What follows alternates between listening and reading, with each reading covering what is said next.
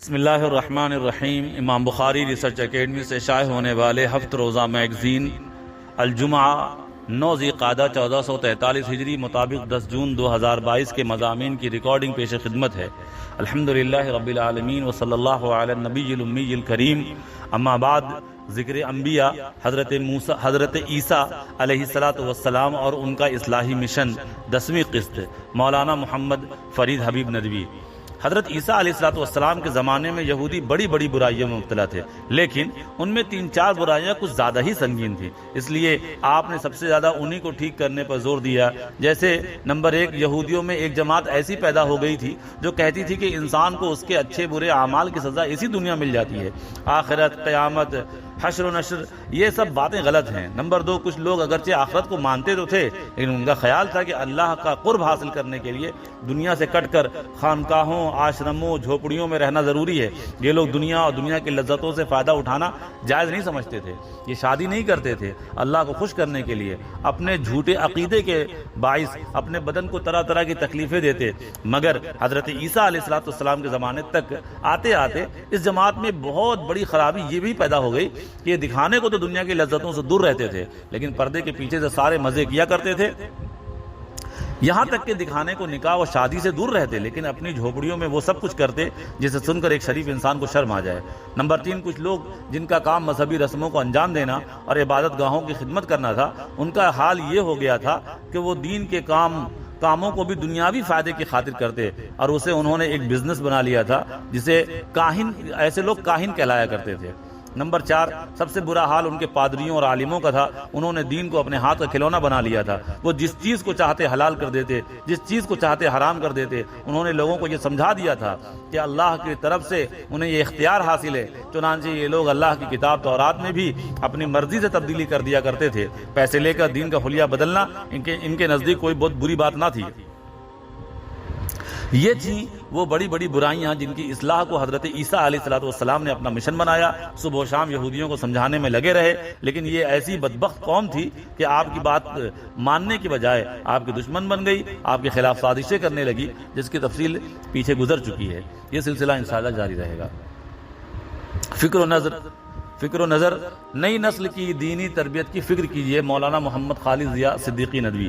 یہ دور تبدیلی اور انقلاب کا دور ہے۔ زمانہ اتنی تیزی سے بدل رہا ہے کہ عقلیں حیران ہیں۔ تبدیلی کا اثر زندگی کے ہر شعبے اور ڈپارٹمنٹ میں پڑ رہا ہے۔ اس تبدیلی کے نتیجے میں ہم دنیاوی لحاظ سے تو کافی ترقی کر گئے، کیونکہ اب پہلے جیسی غربت نہ رہی، خوشحالی اور دولت کی کثرت ہمیں نصیب ہو گئی، اچھی ملازمتیں مل گئیں، سماج میں بھی عزت اور حیثیت حاصل ہو گئی۔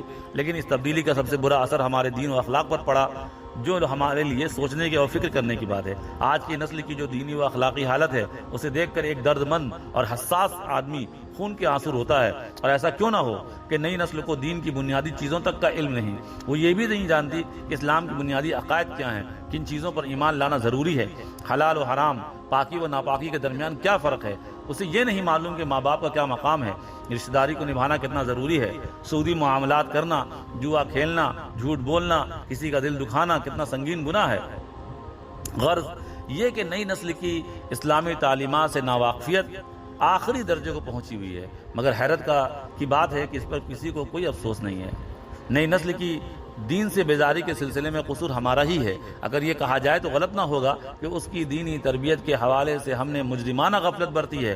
ہم نے اس کی دنیا بنانے کی تو کوشش کی، لیکن اس کی آخرت بنانے کی بالکل کوشش نہیں کی۔ اس لیے اس وقت سب سے زیادہ ہمارے لیے فکر کی یہی بات ہونی چاہیے، اور اس حوالے سے سب سے پہلا اور ضروری کام کرنے کا یہ ہے کہ ہم اپنے گھر کا ماحول دینی بنائیں، گھر میں دین کا چرچا ہو، اچھے اخلاق سے بچوں کو آراستہ کریں، گھر میں نماز اور قرآن کی تلاوت کا ماحول بنائیں، دین کے حلقے لگائیں، اللہ کے نئے بندوں کے قصے سنا کر بچے اور بچیوں کے اندر نیکیوں کا شوق پیدا کریں۔ اگر ہم نے ایسا نہ کیا تو وہ دن دور نہیں کہ ہمارے بچے مرتد ہو جائیں گے اور اسلام سے ان کا رسمی تعلق بھی باقی نہ رہ جائے گا۔ اسلامیات، حج اسلام کا ایک اہم رکن۔ مولانا محمد فرید حبیب ندوی۔ حج ان 5 چیزوں میں سے ہیں جن پر اسلام کی بنیاد قائم ہے۔ ایک حدیث میں ہے کہ اسلام کی بنیاد 5 چیزوں پر ہے: کلمہ توحید، نماز کا قائم کرنا، زکوٰۃ ادا کرنا، حج کرنا اور رمضان کے روزے رکھنا۔ بخاری شریف حدیث نمبر 8۔ البتہ حج انہی لوگوں پر فرض ہوتا ہے جو اس کی استطاعت و قدرت رکھتے ہوں۔ قدرت سے مراد یہ ہے کہ اس کے پاس اتنے وسائل ہوں کہ وہ حج کے تمام اخراجات کو برداشت کر سکیں، نیز جتنے زمانے تک وہ حج کے سفر پر رہیں اتنے دنوں کے لیے اپنے گھر والوں کی ضروریات کے بقدر انتظام کر کے جائیں۔ حج حضرت آدم علیہ السلام کے زمانے سے چلا آ رہا ہے۔ روایات سے پتہ چلتا ہے کہ آپ نے کئی سو مرتبہ حج کیا۔ پھر خاص طور سے حضرت ابراہیم علیہ السلام نے جب کعبہ کی نئی تعمیر کی تو اللہ پاک نے آپ کو حکم دیا کہ لوگوں میں حج کا اعلان کر دیں، چنانچہ آپ نے اعلان کیا تو اللہ پاک نے دور دور تک آپ کی آواز پہنچا دی۔ پھر آخر میں ہمارے پیارے نبی حضرت محمد صلی اللہ تعالی علیہ وسلم اور آپ کے صحابہ کرام رضوان اللہ علیہم اجمعین نے بھی حج کیا۔ حج اسلام میں فرض ہے۔ جو شخص استطاعت کے باوجود حج نہ کرے اس کے بارے میں خطرہ ہے کہ وہ یہودی ہو کر مرے یا عیسائی ہو کر۔ ترمذی 812۔ اس لیے صاحب حیثیت شخص کو جلدی سے جلدی حج ادا کرنے کی کوشش کرنی چاہیے، اور اگر اولاد پر حج فرض ہو اور والدین پر نہ ہو تو پہلے اولاد کو حج کرنا چاہیے۔ حج کرنے کی بڑی فضیلت اور ثواب ہے۔ حدیث میں ہے جس نے اللہ کے لیے حج کیا اور کوئی گناہ اور بے حیائی کا کام نہ کیا تو وہ اپنے گناہ سے اس طرح پاک ہو کر لوٹے گا جیسا اس دن تھا جس دن وہ پیدا ہوا تھا۔ بخاری 15:21۔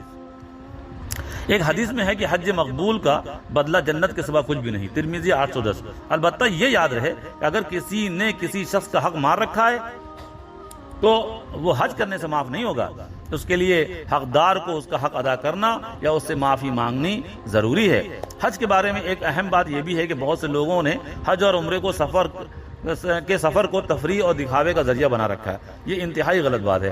حج و عمرے کا سفر صرف اللہ کو خوش کرنے کے لیے ہونا چاہیے۔ دستک خاموشی کیوں ضروری ہے؟ ابو طلحہ بنارسی ندوی۔ زیادہ بولنا ایک بری عادت ہے، اس کے بالمقابل خاموش رہنا ایک اچھی عادت ہے۔ بعض لوگوں کو فضول بولتے رہنے کی بیماری ہوتی ہے۔ ایسے لوگوں کو سماج اچھی نظر سے نہیں دیکھتا ہے، بلکہ اللہ اور اس کے رسول کی نگاہ میں بھی ایسے لوگ سخت ناپسندیدہ ہوتے ہیں۔